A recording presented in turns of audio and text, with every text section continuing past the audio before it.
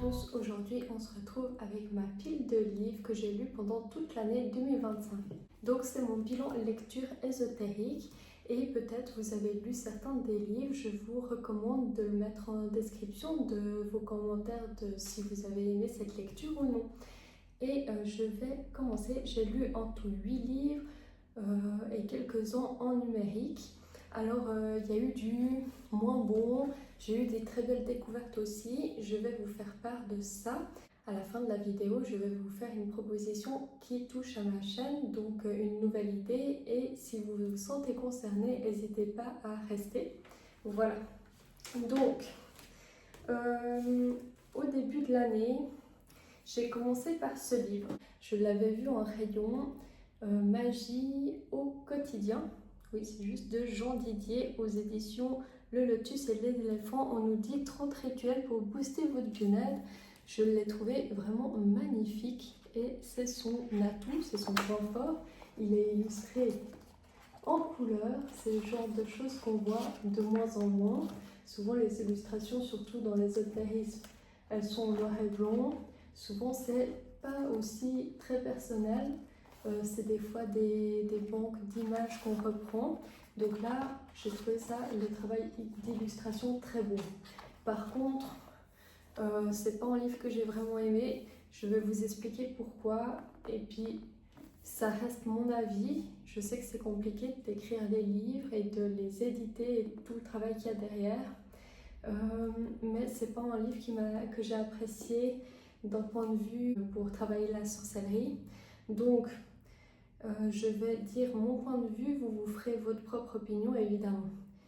Parce que je ne suis pas là pour casser les gens qui ont écrit, les auteurs, ni ceux qui ont contribué au livre, les maisons d'édition. Là, on nous dit que c'est sur la magie du quotidien, 10 rituels à soi, c'est séparé en plusieurs parties, 10 rituels à sentir, 10 rituels à boire. J'ai aimé que ça soit sur les sens, de goût, de l'odorat. J'ai trouvé ça plutôt original. Par contre, ce que j'ai le plus de mal, alors il est très bien graphiquement, il est très bien présenté aussi. Voilà, sinon à part que c'est assez original, les illustrations au crayon de couleur, il me semble, et la présentation, le thème abordé de plusieurs rituels qui sont plutôt des rituels utiles dans le quotidien. C'est des rituels qui sont plutôt relativement faciles à faire.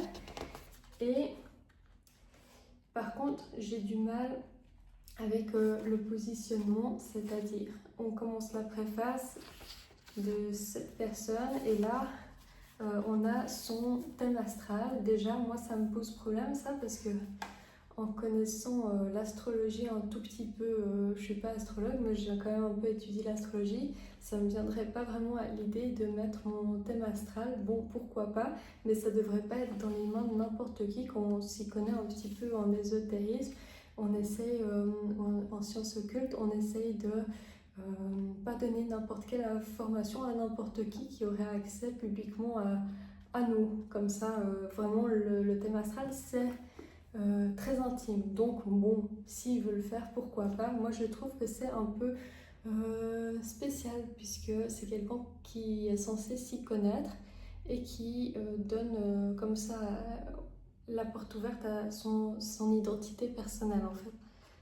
Alors, ensuite, on a une préface, voilà, de personnes qui disent comment cet auteur il est reconnu dans le milieu. Bon, moi je suis assez pour me faire confiance aux faits aussi. C'est pas parce que quelqu'un est passé publiquement dans la presse ou dans des émissions qu'il est forcément crédible. Voilà, et puis là ça pose problème dans le sens où on a une biographie et cette biographie il cite les autres livres qu'il a fait. Il y en a 6, donc il s'appuie sur ses ressources personnelles, ses livres, et à la fin on a la Bible de 1910, Louis II. Donc moi je pensais pas être dans une magie plutôt de religion, à connotation plutôt chrétienne.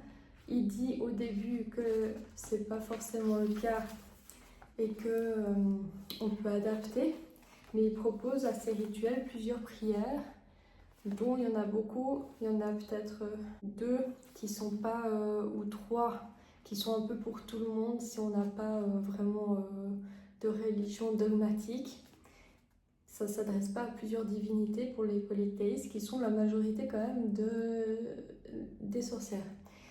Et on a beaucoup de prières qui sont tirées de l'évangile ou de la Bible, voilà.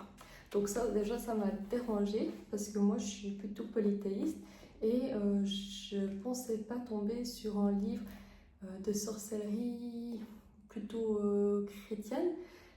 Alors, j'ai rien contre les personnes qui font ça, c'est juste qu'il dit qu'on a le choix, et après il dit que c'est mieux de le faire, les prières du christianisme, pour ces rituels. Ensuite, une autre chose que j'ai pas du tout aimé, les ingrédients sont relativement faciles à trouver, ça va. Par exemple, on a de l'eau floride, du citron vert, des choses comme ça. Par contre, il dit les choses, c'est plutôt dans le sens recette de cuisine. Il va dire qu'est-ce qu'il faut comme ingrédient et il va pas forcément dire pourquoi. Et moi, ça me va pas, parce que, en fait, j'aimerais qu'on me dise pourquoi le citron vert, on va l'utiliser pour un sort de protéger votre bureau. En vrai, c'est cohérent, je sais, parce que j'ai étudié d'autres livres qui m'ont fait comprendre que le citron c'était souvent utilisé pour la purification, mais pour quelqu'un qui commence et qu'on lui dise pas le citron que ça purifie, on lui dit juste fais ça, le citron, l'eau de Cologne, le chose, la personne elle a besoin de savoir pourquoi elle fait, sinon il y a des grandes choses que son sort il fonctionne pas, son rituel, parce que on a besoin de mettre l'énergie. On dit citron, si tu es efficace pour la protection, je t'utilise pour ça, et notre intention, ça va influencer notre rituel dans le sens qu'on veut. Par exemple, on pourrait prendre un citron puis l'utiliser dans un sort qui n'est pas du tout pour la purification, pour autre chose. Donc moi j'ai trouvé ça un peu basique, j'ai trouvé ça pas très approfondi. Après, ça n'a pas l'air d'être un livre très approfondi quand on le voit. C'est vrai que ça touche un plus large public. C'est joli à offrir. Voilà. Donc, est-ce que le truc de revenir à la religion monothéiste, ça ne parle pas à tout le monde? Je pense que ça aurait été bien qu'on le précise derrière, que c'est quand même relié à une certaine religion, parce que ça peut ne pas toucher forcément le public cible. Ce qui nous intéresse, c'est de savoir aussi si les sorts, les rituels dedans fonctionnent. Alors j'en ai pas utilisé beaucoup, parce que la plupart, par exemple, je n'ai pas sous la main, par exemple il faut 4 pierres de cornaline. Est-ce que ça va aussi si on en prend 3 ou 2? C'est pas précisé, moi je pense que oui. Est-ce que j'ai fait beaucoup de ces rituels? J'ai fait un rituel sur la confiance en soi. Et je vous avoue que alors j'ai eu confiance en moi, pas suite à ce rituel. C'est dit qu'il faut attendre un minimum un mois pour que ça fonctionne. Et la confiance en soi, c'est un problème de fond. J'ai plutôt eu la confiance en moi en travaillant beaucoup sur moi, en analysant plutôt ce qui n'allait pas. Et effectivement, cette année, j'ai débloqué ma confiance en moi, et je ne crois pas du tout que c'est avec ce rituel-là. Ensuite, il y a des rituels, ça travaille sur l'inconscient, c'est pas du tout magique ou je sais pas quoi, c'est pas du tout magique, mais c'est plutôt le rituel de confiance en soi. Par exemple, il va vous dire, vous allez noter une petite action et vous promettez de la faire, et vous faites un dessin, vous attendez 30 minutes avec l'huile essentielle, etc. Et si vous faites l'action, vous aurez confiance en vous après. En résumé, c'est ça. Donc, j'ai fait ça, 30 minutes à attendre devant son diffuseur essentiel, c'est assez long. Je crois que je n'avais pas fait jusqu'au bout. Et effectivement, pour le cerveau, pour l'inconscient, de se dire j'ai fait cette tâche que je m'étais promis de faire et de s'engager à ça, ça fonctionne. Mais est-ce que c'est de la magie? Je crois pas du tout. Voilà. Donc il y a du bon peut-être, hein. Peut-être ça va vous plaire.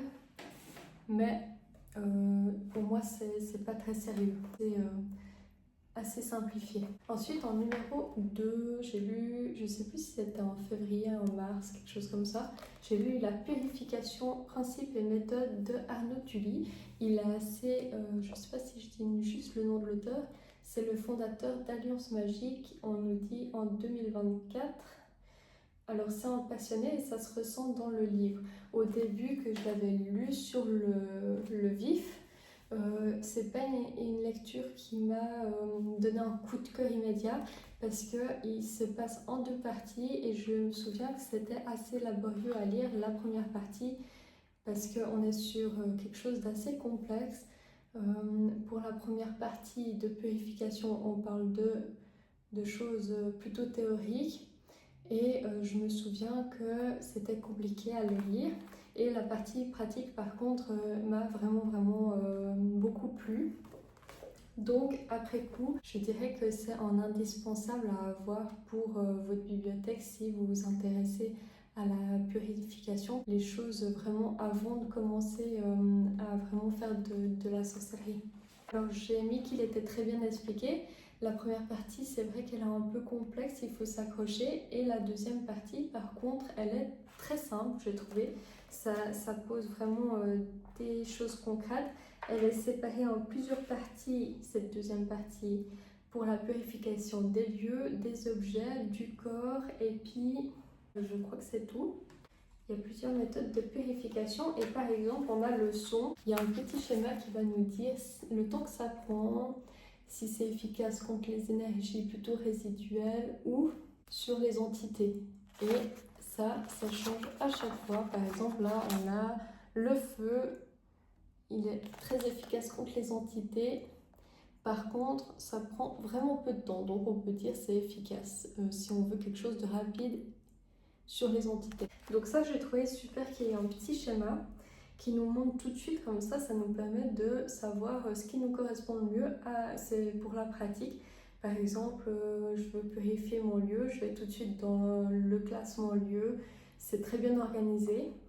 Et après, je vais voir par exemple si c'est pour entité ou juste en nettoyage habituel hebdomadaire. Alors là, on voit que la personne, elle est vraiment passionnée parce qu'au début du livre, on voit qu'elle s'appuie sur des choses vraiment qu'elle a étudiées. Ça se voit qu'il y a vraiment de la recherche. Des fois, il dit qu'il y a des choses qui ne fonctionnent plus, qu'on pensait qu'elles fonctionnaient, etc. J'ai particulièrement aimé qu'il parle de comment purifier le sel parce qu'on utilise le sel pour la purification, mais au final, on ne sait pas comment on purifie le sel lui-même pour le purifier, par exemple, des objets après avec ou le mettre dans le bain. Donc, c'est des petites choses qu'il a pensées parce que c'est aussi quelqu'un qui pratique. Donc, il donne des choses qu'il a utilisées et expérimentées et ça, j'aime beaucoup. Et à la fin, on a vraiment une longue bibliographie avec tout sur quoi il se base, pas que ça sorte de son chapeau pointu. Ensuite, j'ai lu un livre que j'aime beaucoup parce que j'aime beaucoup l'auteur, c'est Ange de Gaïa, Lady Luck. Je crois qu'elle l'a sorti en 2024 et d'ailleurs elle a sorti son jeu que j'ai présenté sur ma chaîne de Lady Luck. J'ai la deuxième version, je crois que c'est 2023. Voilà. Donc c'est un petit livre comme ça, manuel de dévotion à Lady Luck si vous êtes intéressé par la dévotion. Elle en a aussi sur Méduse que j'avais présenté. C'est succès, chance, prospérité, abondance. Elle dit qu'on confond Lady Luck, la personnification, souvent avec Fortuna. Et donc, il y a une confusion qui se fait à ce niveau-là. Quelles sont les préférences de Lady Luck, quand la vénérer, plus ou moins, quel jour. Voilà, c'était très intéressant. J'ai trouvé que c'était intéressant au niveau dévotionnel aussi, si vous avez d'autres divinités. Elle parle de comment elle fait, elle donne des petites anecdotes personnelles aussi, pas beaucoup, juste que ça soit, on se rapproche d'elle, d'un point de vue, ça nous attache à elle, et puis elle parle plutôt de comment elle fait concrètement, comment ça se fait concrètement. sans imposer un point de vue, elle laisse libre la personne choisir ses préférences. Mais elle dit par exemple ça a bien fonctionné, par exemple elle aime plutôt les douceurs, des choses comme ça. J'ai trouvé ça très bien, très facile à lire. Et dedans on a un petit peu des illustrations couleurs de l'histoire, un petit peu de Fortuna aussi, et puis surtout les dialogues. Après c'est du texte assez écrit assez large, c'est agréable à lire. Ensuite j'ai lu Arpenter le chemin des dieux de Phronésis. Alors je vais vous lire un petit peu derrière. Comment savoir quelle est sa divinité tutélaire, comment commencer les dévotions. Elle parle aussi un petit peu de prêtrise. Donc j'ai beaucoup aimé cette lecture. C'était assez intense. Alors je vais vous montrer l'intérieur. Il est en noir et blanc. C'est écrit moyen, plutôt petit. C'est agréable à lire. On a des petites images comme ça parfois. C'est aux éditions Danae. Ça m'a permis d'arpenter le chemin dévotionnel parce que c'est vrai qu'il n'y a pas beaucoup d'ouvrages à ce sujet en français et j'ai trouvé que son étude était intéressante. Elle se base sur ses expériences, mais aussi je crois qu'elle étudie beaucoup avant de faire ses recherches personnelles. Ça m'a permis d'approfondir l'aspect de ma divinité tutélaire parce que je ne savais pas vraiment vers qui m'orienter encore. J'ai encore des doutes, mais je crois que ça m'a beaucoup aidé.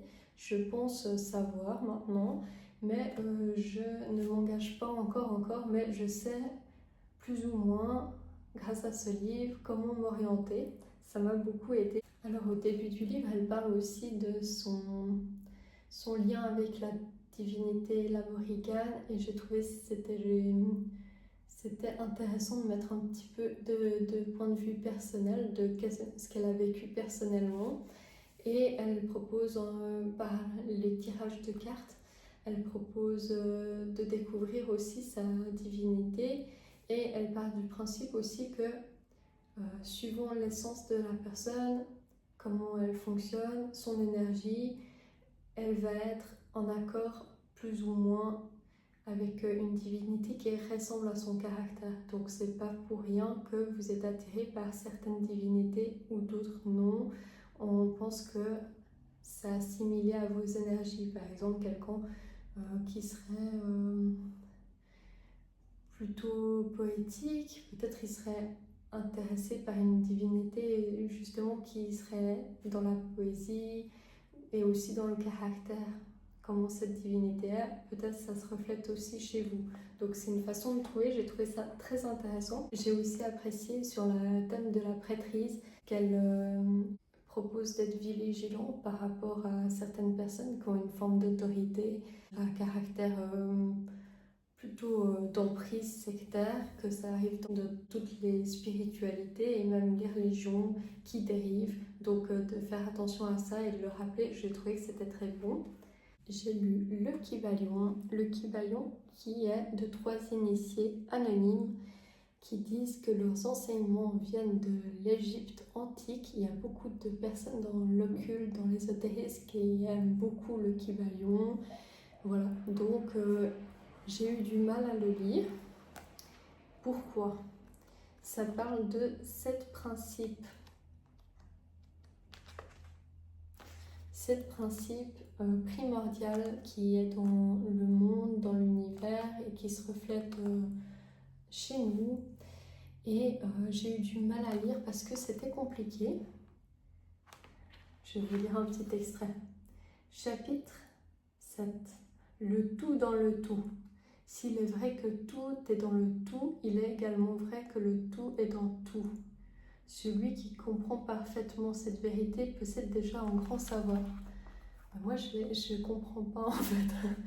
Alors, en fait, je comprends pas le Kybalion tout simplement parce que ça a l'air très intellectuel, très théorique. Et au final, j'ai pas vraiment compris où ça me menait, qu'est-ce qu'il voulait réellement dire. Alors, peut-être c'est ancien, je n'ai pas les connaissances suffisantes. Vous me direz si vous avez lu le Kybalion parce que c'est quelque chose, j'avais vraiment beaucoup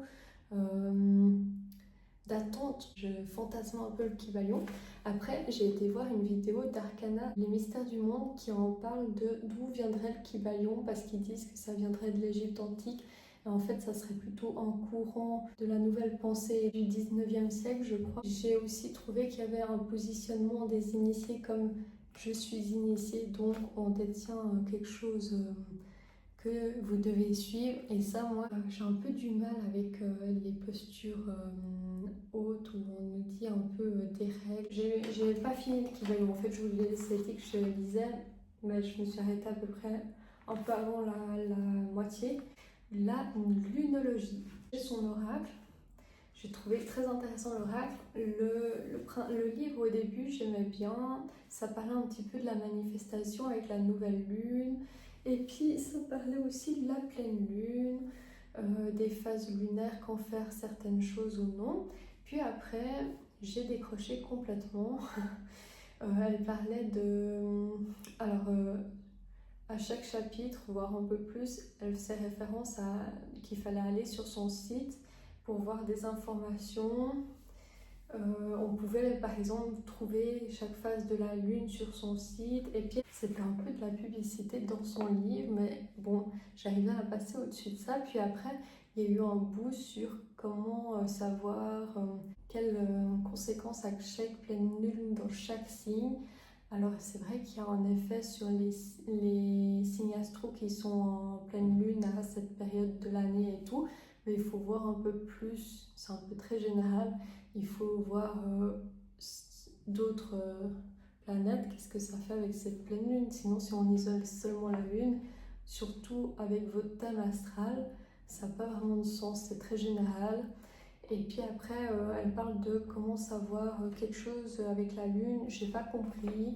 Après, ça revenait souvent, donc je me suis dit bon, j'ai lâché cette lecture. J'ai pas apprécié cette lecture. Surtout que j'ai l'impression, j'ai un petit peu des connaissances en astrologie, mais si quelqu'un débarque et ne connaît pas du tout l'astrologie, je pense qu'il a quand même un petit peu de mal à comprendre.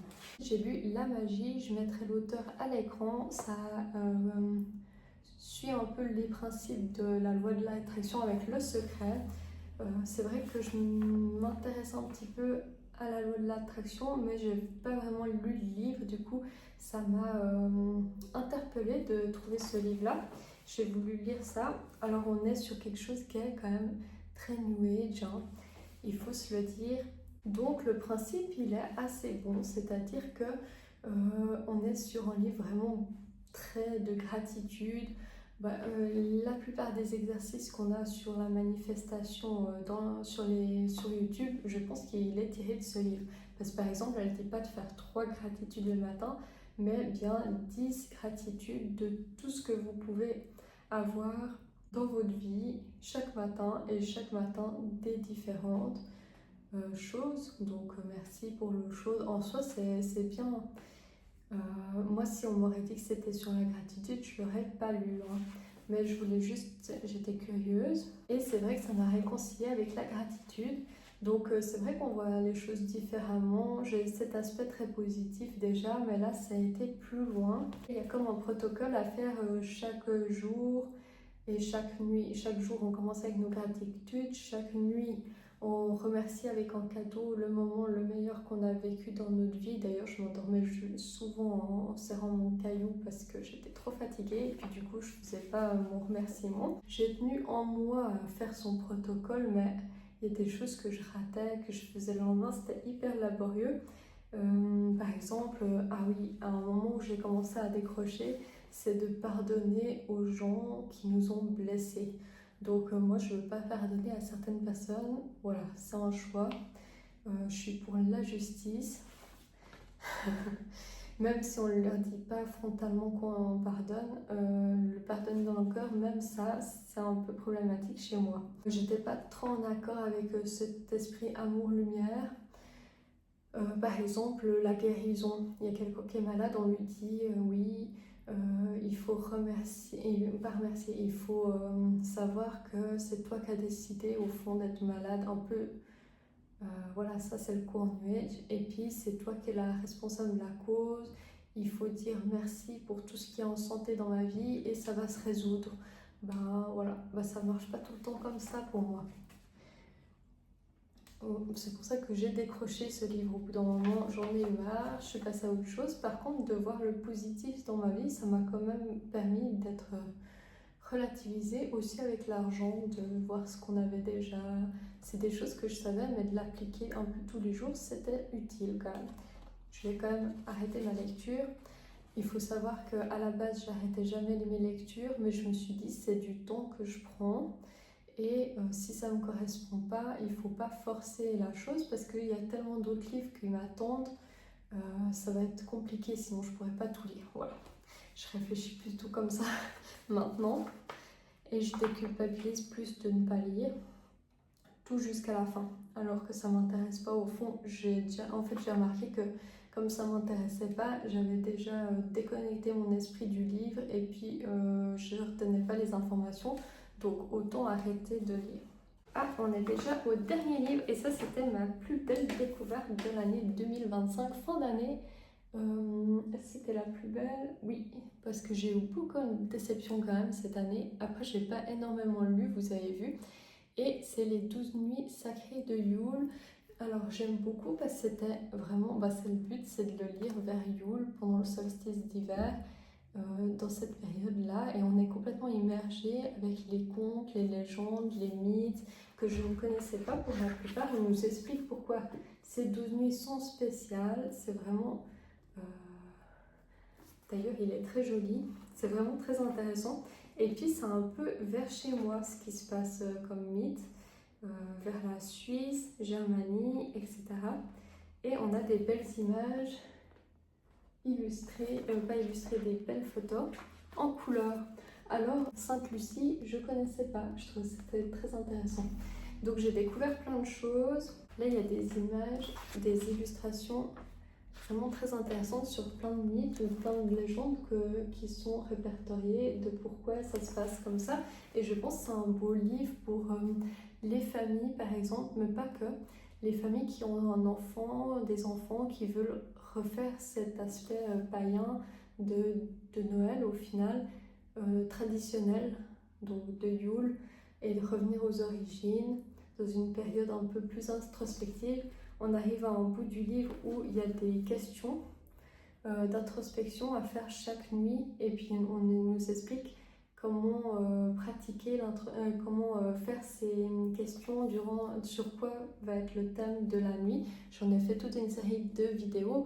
L'auteur, je pense, présenter ce livre en novembre l'année prochaine, avant Yule. C'est Fabrice Coyote-Muradiollet, je sais pas trop comment on dit.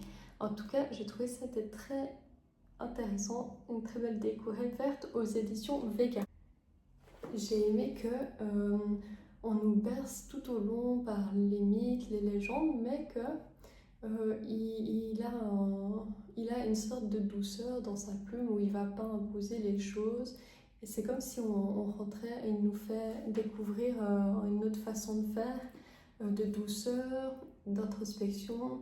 Il y a un côté hivernal mais doux dans cette période assez rude de l'année. Donc j'ai beaucoup aimé ce livre. Voilà, et ça nous explique comment célébrer ces 12 nuits si particulières. C'était tout pour mes lectures 2025. Donc maintenant, si vous êtes toujours là, je vais vous proposer quelque chose, comme je vous ai dit en début de vidéo. J'ai pensé faire des lives. En fait, je marchais le matin et je me suis dit, ce serait chouette si dans les Twitch, dans les streamers, il y aurait des endroits où on pourrait commettre avec les personnes en étudiant ensemble à son stream. Chacun étudierait, mais avec leur écran, en fait, en live. On verrait la personne étudier, comme les Lofi, je ne sais pas si vous connaissez. Le principe, c'est comme si je me connecte et puis je fais mes lectures, etc. Ça me donne un temps pour étudier. Et je sais qu'il y a toute une communauté qui fait pareil à cette heure-là. Je me suis dit, ça serait trop bien si ça existait en magie, en sorcellerie. Chaque personne viendrait étudier son propre thème en ésotérisme. Et ça serait plutôt en live silencieux. Je me suis dit, oh, ça serait chouette et tout. Et je me suis dit, mais en fait, j'ai qu'à le faire moi. Et je sais que ça va être très restreint comme public, qu'il y aura peut-être pas beaucoup de monde, surtout que ma chaîne elle est toute petite pour l'instant. Et je me suis dit, ça serait chouette chaque samedi matin, ça me permettrait d'être régulière dans mon étude et d'étudier un thème que j'ai choisi. Je ne vais pas forcément parler et chaque sorcier ou sorcière viendrait étudier ou lire ses cartes de tarot de son côté. Juste on prend un moment comme si on serait à la bibliothèque entre amis, entre sorcières et on prendrait le temps d'étudier pendant 1 heure ou plus peut-être. Et je pensais faire ça le samedi matin, le samedi à 9 h. Justement, j'aimerais faire un sondage pour savoir si cette heure vous conviendrait, parce que je pense qu'au début, en tout cas, je serai peut-être toute seule. Donc voilà, si ça vous intéresse, le but c'est de partager un espace où on se motiverait au final de se retrouver à 1 heure pour étudier chacun de notre côté comme un rendez-vous quotidien entre sorciers et sorcières. Voilà, j'espère que ça vous a plu comme idée et vous me redirez si ça vous intéresse en commentaire. À bientôt.